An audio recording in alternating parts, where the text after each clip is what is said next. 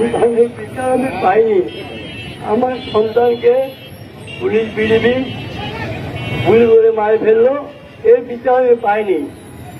আমি আপনাদের কাছে সবার কাছে ক্রোধ করে আপনার বলছি আমার ছেলেদের বিচার হয়। আপনারা সবাই জানেন যে আমার ভাই কিভাবে মারা গেছে, অথচ প্রশাসন থেকে আমার ভাইকে আমাদেরকে বলা হয়েছে, সবাইকে বলা হয়েছে যে আমার ভাই ইট পাটকাটালে আঘাতে মারা গেছে। আমার ভাইয়ের হত্যার বিচার আজ পর্যন্ত আমরা পাই নাই। কেন পাই নাই? কারণ প্রশাসন আমার ভাইকে শিবির কর্মী হিসেবে ঘোষণা দিয়ে দিয়েছে, দুর্বৃত্তকারী হিসেবে ঘোষণা দিয়ে দিয়েছে। আর সব থেকে প্রথমে একটা কথা বলতে চাই, আমরা প্রশাসনের দ্বারে দ্বারে ঘুরেছি। আমরা ডিসি মহোদয়ের কাছে গিয়েছিলাম, এসপি স্যারের কাছে গিয়েছিলাম, তারা আমাদের কথা কোনো আমলেই নেয়নি। ডিসি স্যার আমাদেরকে এটাও বলেছে যে তারা আমাদের কাছে, আমার কাছে কেন আসে, আমার কাছে তাদের কি, তারা আমার কাছে কেন, তাদের পুলিশের কাছে যাইতে বলেন, আমি তাদের কোনো কথা শুনতে চাই না।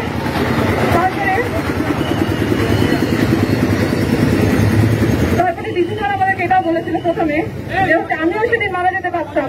ঠিক আছে, আপনি রাজপথে ছিলেন, আপনি মারা যেতে পারতেন, তাহলে আপনি যদি রাজপথে ছিলেনই তাহলে আমার ভাই কেন মরলো? আমার ভাইকে গুলি করার অনুমতি কে দিল আপনাদেরকে? আমার ভাই তো রাজপথে ছিল না, আমার ভাই আমার নিজের এলাকায় ছিল। আমার ভাইকে আপনারা কেন গুলি করলেন? কেন আমার ভাইকে মারে ফেললেন? আমার ভাই কোনো অপরাধী ছিল না, আমার ভাই একজন সাধারণ মানুষ ছিল। আমার ভাই একজন খেটে খাওয়া ছেলে ছিল, তার পরিবারের জন্য সে দিন রাত পরিশ্রম করতো। আমার পরিবারের এখন দায়বদ্ধ কে নিবে বলেন আপনারা? আমার পরিবারের দায়বদ্ধ এখন কার? আপনারা সবাই জানেন এখন আমরা মানববন্ধন করছি। এতদিন স্বৈরাচারী সরকারের জন্য কেউ তার প্রতিবাদ করতে পারেনি। এখন আমরা আশাবাদী যে সকলে আমার ভাইয়ের বিরুদ্ধে আওয়াজ তুলুন। আমার পরিবারের পক্ষে আপনারা কথা বলুন। আর আরিফ হত্যার বিচার চাই, আমার পরিবার থেকে আরিফ হত্যার বিচার চাই। আমার বাবা অনেক অসুস্থ, আমার বাবার জন্য আপনারা দোয়া করবেন। আর মিথ্যা মামলা, যারা মিথ্যা মামলা, হয়রানিমূলক মামলায় সেখানে আছে, তাদের মামলা যেন প্রত্যাহার করা হয়। স্মৃতিতে আরোহণ করবেন শহীদ বরাবর স্মারকলিপি প্রদান ও মানববন্ধনে শহীদ আরিফের জীবিত অবস্থায় সাধারণ মানুষের উপর নির্বিচারে গুলিবর্ষণ। এই পরিষদের সকলে আরিফ যদি বেঁচে থাকতো আর আমাদের মধ্যে যদি কেউ আরিফুর রহমানের তার শারীরিক অবস্থা 2023 সালে সংগঠিত যত মামলা কাজী নিজের পক্ষ থেকে করা হয়েছিল এগুলো যেন প্রত্যাহার করা হয়।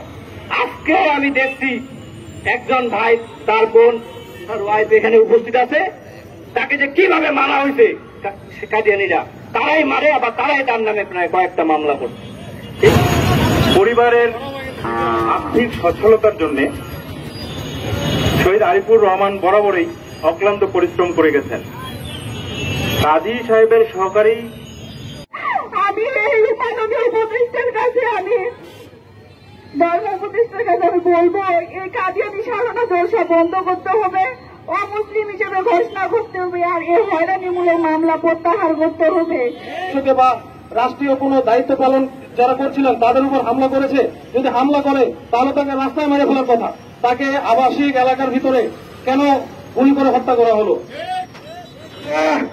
অনেক সহ্য করেছি আমরা, পূর্বে এই আরিফের হত্যার বিচারের জন্য প্রস্তুতি নিয়েছি, কিন্তু ফ্যাসি সরকারের প্রশাসনের দাবি রাখার কারণে আমরা এই বিচার চাইতে পারি নাই।